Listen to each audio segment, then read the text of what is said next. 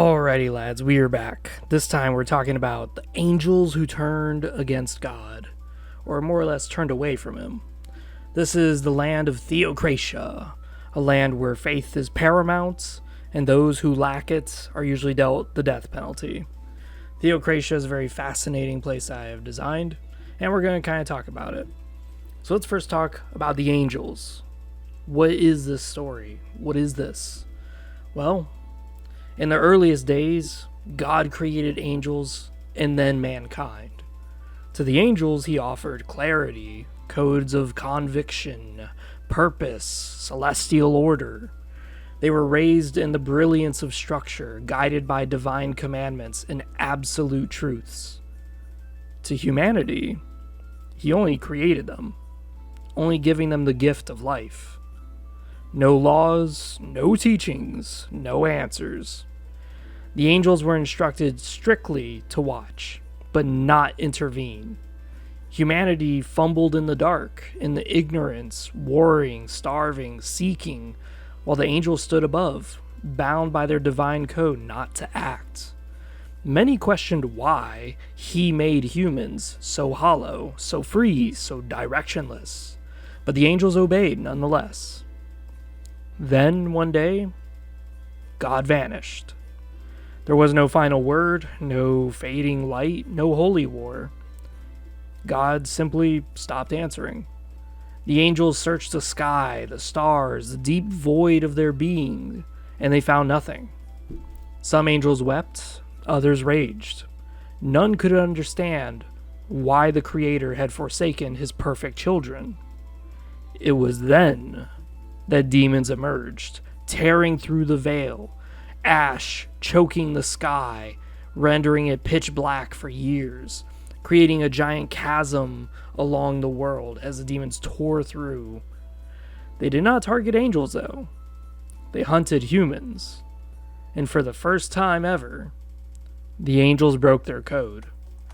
Not to become fathers of humanity, not to be their saviors, but because despite everything, they could not bear to watch God's second creation be erased.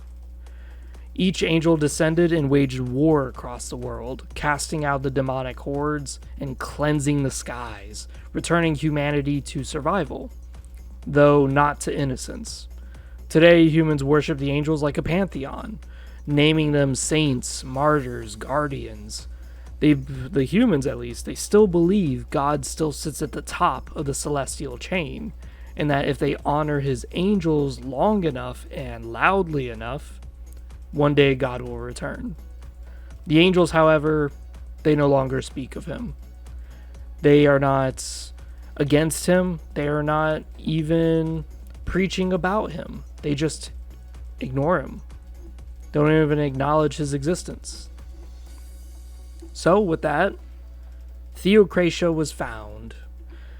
Using their ancient holy scriptures and hymns that they have saved over the eons, a lot of this has been lost into myth, lost into countless eras of time.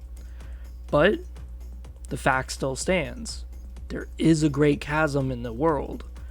There was a time period that all cultures around the world agree that there were years of darkness, where the sky had no light. Despite this, humanity has been able to cast holy magic, a magic that's alien to the elves. It's alien to the orcs. It's alien to all the other species of the world, except for dwarves. So with that, Theocratia stands as the church, and that's what they are. Located to the far, far north of the land, they sit where the ice resides. To them, the ice is not merely a difficult challenge to survive, but it's a challenge of one's purity, your faith. Because after all, the land is very inhospitable. There's very few parts of the nation that you can actually farm and grow crops. As such, the Theocratian people view this that if they are pious enough, if they are faithful enough, they will be provided food. And the priests maintain such ideas. The great city itself of Theocratia is magnificent. It's marvelous. It's huge. And it's literally just called Theocratia. The city itself is layered behind wall after wall after wall. And to this day, anytime it's been sieged, the attackers always fall before the walls do. One of the fun things about Theocratia is that they have a caste system. And the caste system is very unique, as your citizenship is not based on your birthright. It's something that you earn. Every single person in the land of Theocratia has to contribute to the church, and the church gives you your membership. When you rise through the ranks of the church, you get citizenry. So let's kind of break that down. The lowest of the low, the lowest caste that you can be in Theocratia is the lay members. The lay members, they possess no rights, no property, no agency. Any priest can come by and command them at any time to do a task. Any refusal is considered spiritual rebellion, and therefore penalties, whether that's death or starvation, whatever. Lay members are usually beggars, ditch diggers, ash sweepers of the frozen streets. They're taught that obedience will warm them more than any fire ever could. Now let's say you see a lay member and they're begging for money. Any money you give them, they have to immediately bring that to whatever priest is nearby and give it away to them. Because a lay member is unable to own anything, they're unable to have any rights. They're not allowed to buy anything, they're not allowed to do anything. They're only allowed to eat what is given to them. So how does that differ from the next stage? The next stage is the lay clergy. Lay members envy the lay clergy. The lay clergy are those that are fortunate enough to be assigned to a specific priest to serve. This distinction means that they're no longer subject to orders from any priest who walks by, but only from their one superior. Lay clergy are permitted formal labor. This includes smithing, janitorial work, minor trade, or just soldiering. Most lay clergymen are soldiers. These are people that are actually assigned a role, a trade, skill, and they actually do it. Now, in return for their specialized skill, the lay clergy can enjoy marginally better food, a warmer shelter with an actual house to themselves, semi-consistent care, as their well-being reflects on their overseer. This means that any priest who has lay clergy assigned to him, he is duty-bound to take care of them. He is duty-bound to make them look presentable, so they have to dress better, be better taken care of. If a priest doesn't take well care of him, it reflects on the priest that he's not doing his faithful duty. Now, above the lay clergy is where we get to the real citizen. This is true citizenship. A priest. A priest can own land, they can direct others, they keep a portion of the money that they actually earn. Lay clergymen, any money they earn goes directly to the specific priest that they are in charge. But a priest keeps whatever money they get. They, though, have to spend money to the church. About 60% of their income goes directly to the church. Priests who desire higher status, priests who desire promotion, they give out 80% of their income just because, hey, if you impress the church with how much you sacrifice, the church will remember you and they will elevate your position. So, where do you go from priest? If your main citizenry are priests, what do they become beyond that? And this is where it gets kind of fun. This is where the specializations occur. This is the Council of Light. The Council of Light is the embodiment, the divine body that overviews all citizen paperwork. The Council of Light looks at an applicant. They look at whoever the priest is that has earned their sites, and they review your paperwork, and then the council deems what your path will be. You do not get a say in this. So if you are a priest who wants to learn magic, they may say, we don't care about that, and they're going to make you become a bookkeeper. a scribe, a writer. They may even make you a merchant. This is the whole point of the Council of Light. So what happens if I am that priest who wishes to study magic, but they instead told me I have to be a merchant? Well, majority of priests who don't get the path that they desire, they double their efforts and try to master this path as quickly as possible, so that way they can reapply once they have mastered this field and demonstrated such mastering. Once they have done so, they can reapply at the Council of Light and get a second training if the council allows them. The council may say, no, you didn't master this quite yet, or we are busy, you didn't devote enough to us yet for us to consider this. As such, usually it takes about 10 years for any priest to master a specialization. After 10 years, usually they get a second option if they wish. Now, when you have a specialization that double dips, you do get a special title. This title is usually called a great priest. A great priest means that you have mastered 2 fields of study. These are very rare individuals, and they are eligible to actually working the Council of Light, or even becoming leader of the nation. This is why they're very, very, very important. So besides that, let's break it down priest by priest, what specializations there are. The very first priest is a common priest. They just learned rhetoric, scripture, and control of the public mind. They're assigned as town criers, morale speakers, traveling agitators. They usually are tasked with stirring loyalty, provoking action, and making the church sound a lot better in some nations. Some of these common priests are dispatched way beyond Theocratia's borders to influence foreign courts or inspire sympathetic mobs. They're the church's voice when violence is not yet needed. The next up is a high priest. A high priest is educated in the arts of magic and healing. Many are deployed directly to battlefields where they bolster soldiers, scorch enemies, and combat Vailnaya's corruptive shroudcraft. Those chosen for direct combat may undergo paladin training, learning to wield a mace and shield alongside spell and scripture.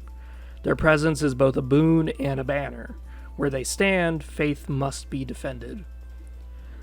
Next would be the Grand Priest. Grand Priests are master merchants. This is where they are assigned a handful of land, laborers, and materials with one expectation: profit. These priests are expected to return far more than was ever invested in them. As such, those who perform their job really, really well tend to do really well in society. But the nice thing about this, one nice perk about being a grand priest, is that you're very rarely ever poor. You're rarely humble, and you're rarely ignored. The wealth you have is so great that even if you give 80% of your income, you can easily still have enough left over to buy yourself almost a nation. The next priest after that is a general priest. A general priest is forged in blood. These priests begin with rigorous martial arts training in all weapons of man, and continue into advanced military strategy and holy warfare. Only a fraction of candidates survive the training, and fewer still emerge with their faith intact. Those who do become commanders of armies and interpreters of divine law through blade and flame, their authority in the field is considered absolute. But a general priest's real power comes in that there's so few of them. So whenever a general arises, all of a sudden every priest is going to start offering him extra money, extra goods, extra services for him to carry out certain tasks. The holiest priests. Holiest are scholars, archivists, artisans. Their calling is silent. They replicate scripture by hand, they preserve ancient scrolls, and they craft the icons of the faithful. Now, while they are among the most learned of Theocratia, they're often treated as spiritual janitors. Their lives are long, dusty, and filled with repetition. They're usually suffering quietly, but at least they're doing their duty to the light. A penance priest is very interesting because they're police, investigators, and judges all in one. They enact the code of law as written in the scriptures. To them, to disobey the law is to violate the angel's will. Those selected are often given duties of patrolling the cities or investigating potential heretic holy sites. Their main method of spiritual punishment is flogging, public execution, and burning of one's hands and feet, then forced to work with those hands and feet. They decide if someone is properly cleansed to return to ordinary life, and possibly a reduction of one's social status. Spiritual priests are those who enact the final rites and read out the glorious deeds someone has performed in the name of the angels. Morticians and doctors, basically. These individuals are the ones responsible for setting up plague quarantines and doing the proper disposal of the dead. Now, an enlightened priest is unique because these are the guys who have served the Council of Light or currently sit upon it. These individuals govern the church and rewritten scripture and shape Theocratia's direction itself. Upon completing their 10-year term, they are now eligible to lead the nation. They're no longer citizens, they're now candidates almost for divinity. So anytime you have all these titles, you may wonder, so what do all these priest titles do? Well, it gets kind of ridiculous. So, whenever they vote for the leader of their nation, they vote based on who has the longest string of titles, because that is the most learned and the one who is most adhered to God's path, according to the angel's will. So you may end up with Lord Stephen. Lord Stephen is a high general grand holiest penance enlightened priest. That's his title. So you'll never call him Stephen, you're going to call him the enlightened holiest spiritual great general Stephen. It gets very long, it gets very wordy. Now, one of the interesting things about the Council of Light is that they do have inquisitors. Now you may say, well, what's an inquisitor priest then? Well, inquisitor is not a specialty nor a promotion. It's actually a burden. It's secretly assigned to someone, and the priest is selected directly by the Council of Light to serve as an inquisitor. They are absolved of all sin, not as really forgiveness, but more as preparation. The church acknowledges that some acts must be done in the shadows, and only the Council of Light has the authority to do this. Inquisitors are called upon to conduct missions that the church cannot be publicly seen, such as assassinations, abductions, ritual dissections, or even the obliteration of an entire bloodline.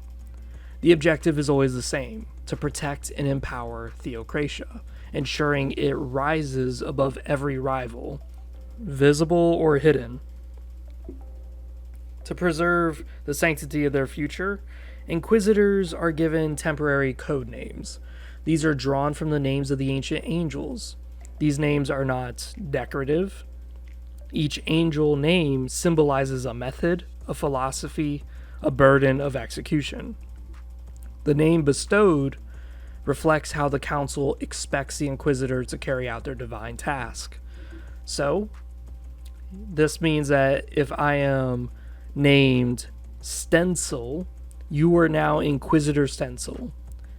Stencil was a scholarly angel, a bearer of satchels of scrolls, master of forbidden knowledge. So, as Inquisitor Stencil, I may be assigned by the church to research how guns work from the dwarves. I may be assigned to study the anatomy of a dark elf and find ways of poisoning them. These are very secretive, very disgusting acts, but it highlights the angel in question. What kind of individual are we going to be? What kind of role do they expect us to fulfill? That being said, let's kind of talk about the angels. So there's a few of them written down.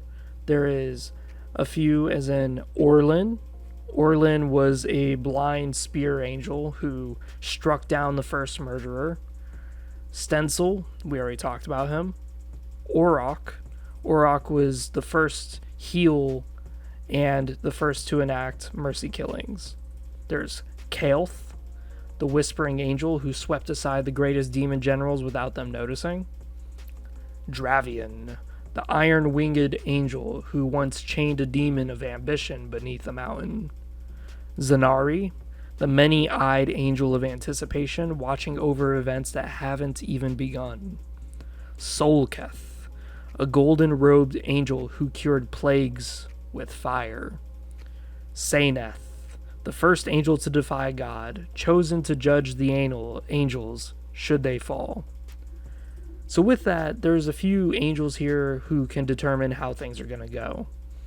If I am a warrior, and they say, okay, you, General Priest, you are now Inquisitor Kelth, the whispering angel who swept aside the greatest demon generals without anyone noticing.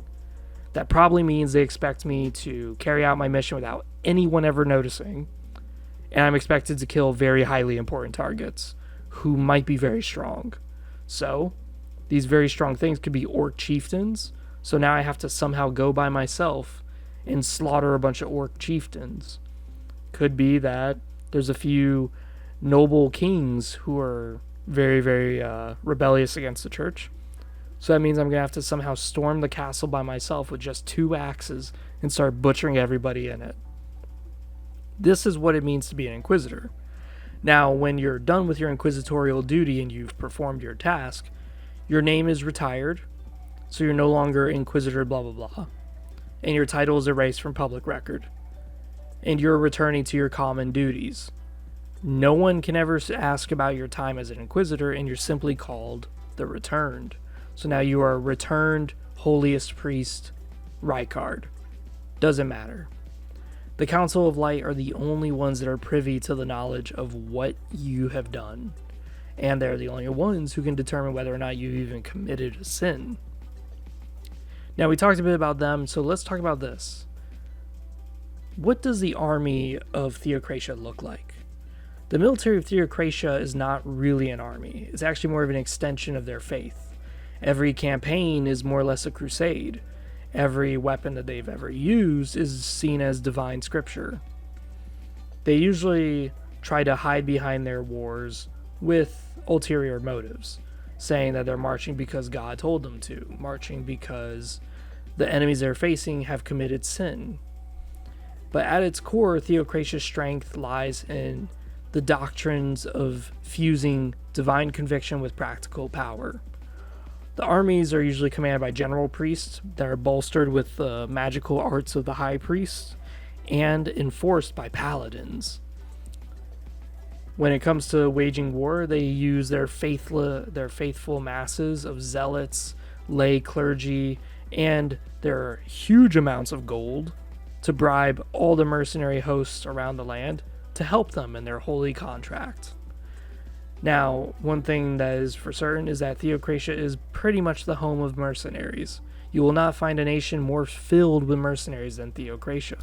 As such, you have an army that is very well equipped, very well trained, and they're very full of conviction. They're not going to run away from the fight. They want to see their work completed because they believe God will see their way through. With an unlimited amount of money, it's no surprise that, of course, Theocratia usually bribes enemies to turn on their own forces. With such an amount of gold, they can easily buy out any force that they fight. Now, when it comes to the paladins, you may have said, okay, so what are the paladins? You said them a few times now. What are they? The paladins are the iron spine of the military. They're spellcasting knights who are etched, literally tattooed with scripture. They're trained from childhood to be both blade and gospel.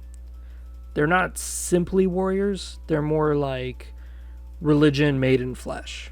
Now, paladins are chosen as the firstborn of every priest. Whenever a priest has a child, that child is automatically given the rank of priest.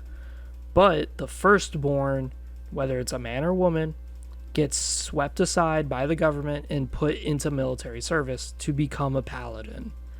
These people are sent to the border where there's constant skirmishes, there's very little food, it's always subject to the weather conditions.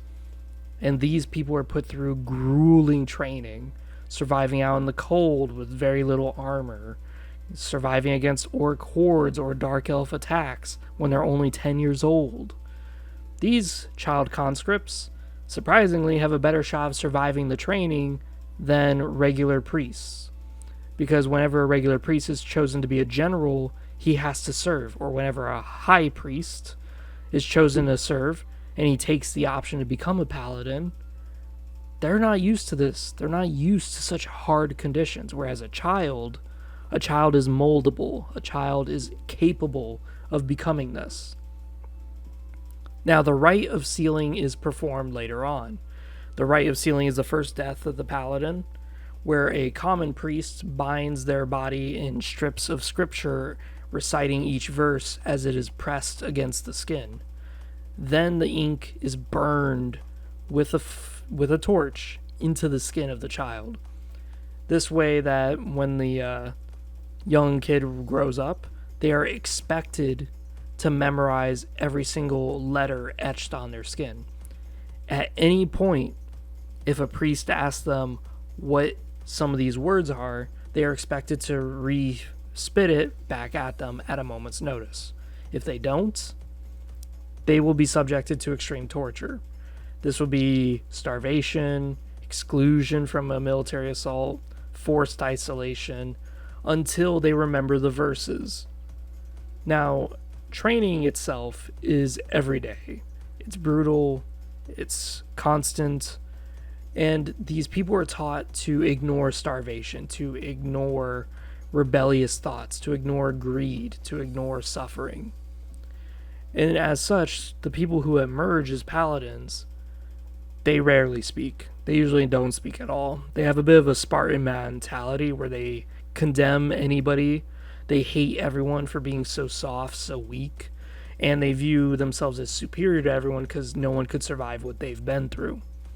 Whenever a priest does survive the training that paladins have, the paladins view them with remarkable respect because they know how tough it is, and they're not going to bicker or grunt whenever these priests issue them orders.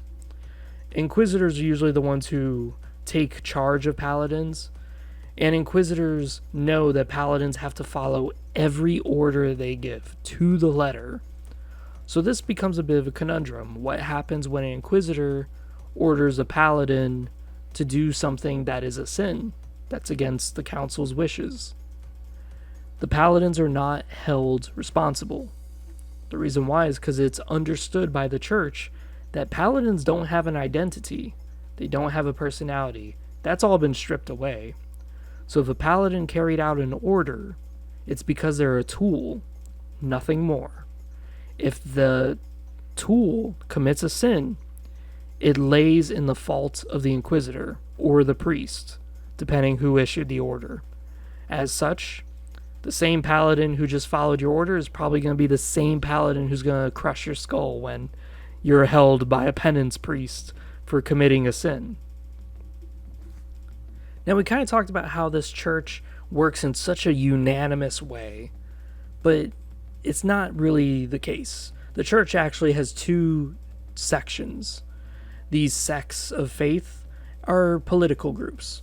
Now, while they bicker and fight all the time, they never let outsiders see it. So to an outsider, Theocratia is a unified nation that has the same goal. But when you start looking at the nation itself, you start to see that maybe there's two brains of thought kind of going on. And there are. There's two ideologies that take up in the political scene: the Re-Crusaders and the Home Guard. Now, the Re-Crusaders believe that the world once belonged to mankind, and should again. To them, Theocratia is not merely a nation, but a sword of reclamation. They advocate for war, conquest, and more or less genocide of the unfaithful. To the Re-Crusader, peace is just complacency and mercy is rebellion. Their power usually rises with every trumpet of war, but their power politically tends to decrease as money starts to bleed and as more and more people start to die in a prolonged engagement. The Home Guard, who's the opposite ideology, the Home Guard believe that Theocratia should remain as a church first and a nation only by necessity. They see power not in the conquest, but in influence, the subtle hand of behind foreign kings, the quiet voice that writes enemy laws. To them, land invites rebellion.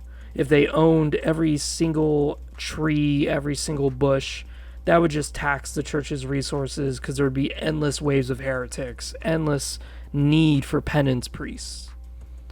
The expansion would more or less invite decay. So, the Home Guard believe that times of peace are best, and that's usually when their power grows, is during times of war, because they can say, hey, look how good peace is. During times of peace, though, they usually lose faith. They start losing ground because people are so eager to fight again.